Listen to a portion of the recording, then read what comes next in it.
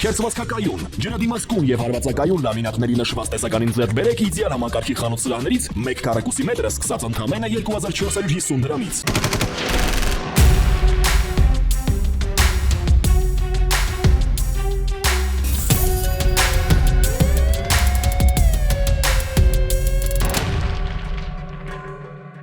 Հակակոռուպցիոն կոմիտեից հայտնում են, որ Գյումրիի ավագանու արտահերթ ընտրություններին մասնակցող կուսակցությունների դաշինքի թեկնածու 70-ամյակինը Գյումրիի 75-ամյա բնակչին խոստացել է ընտրակաշառք նշված դաշինքի օգտին քվեարկելու պայմանով ընտրողներ հավաքագրելու համար։ Հնարավոր բացահայտումից զերծ մնալու համար վերջիններս խոսել են քողարկված ձևով ընտրողներին անվանելով դասարանցիներ, իսկ դասերից չբացակայել, ասելով նկատի ունենալով ընտրություններին մասնակցելը։ Կատարված խուզարկությունների արդյունքում հայտնաբերվել են Գյումրիի մի շարք բնակիչների անձնական տվյալներ պարունակող ցուցակներ, ձեռագիր նշումներով։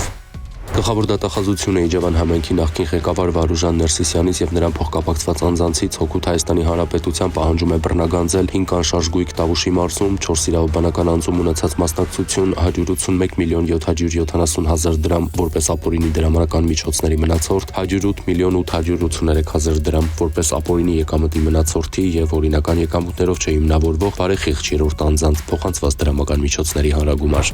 Երևանի Հանրապետության հրապարակում թուրք բլոգեր Օգյուն Օզդեմիրի տեսանյութի առնչությամբ քննչական կոմիտեում քրեական վարույթ է նախաձեռնվել իշխանությունը զավթելուն ուղղված հրապարակային կոչերի հոդվածով գործով մեղադրյալ չկա։ Օրեր առաջ թուրք բլոգեր Օզդեմիրին այցելել էր Հայաստան եւ սոցցանցերում տեսանյութ էր հրապարակել Երևանն անվանելով պատմական ադրբեջանական քաղաք։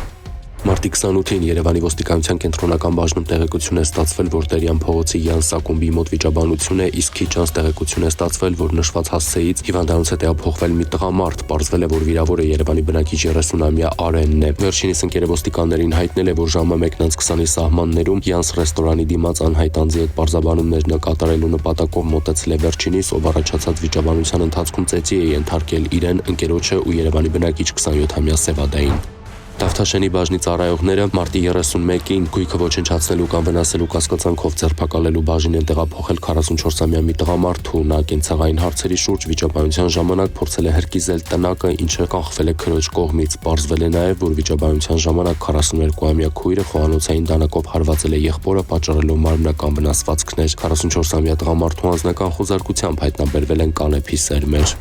Ապրիլի 1-ին ոստիկանության կենտրոնական բաժնի ծառայողները տեղեկություններ են ստացել, որ Պարոնյան փողոցում գործող Մերսման սրահում ծառայություն կատարելու դիմաց երկու քաղաքացի վճարել են կեղծ թղթադրամով, ձերբակալել ու բերման են ենթարկել Երևանի բնակիչ 22-ամյա երկու երիտասարդի։ Մեկի խոզարկությամբ հայտնաբերվել է հուշանվեր թղթադրամ։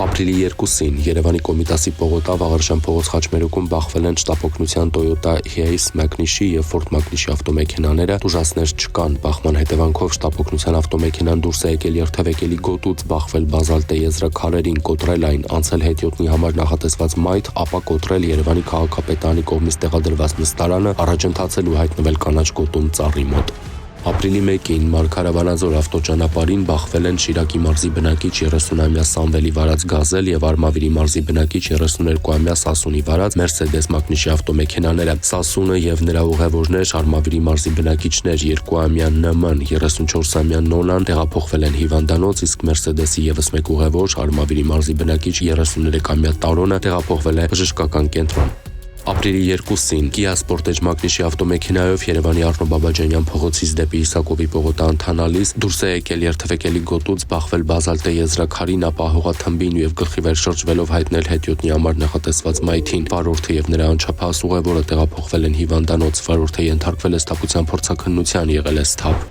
Ապրիլի 2-ին ահազանգ է ստացվել, որ քաղաքացին ցանկանում է ինքնասպանություն գործել, նետվելով Նոր Հաչնի կամրջից։ Հրկարարների եւ ոստիկանության աշխատակիցների համատեղ ուժերով կանխվել է քաղաքացու ինքնասպանության փորձը, վերջինս տեղափոխվել է ոստիկանության Նայրիի բաժին։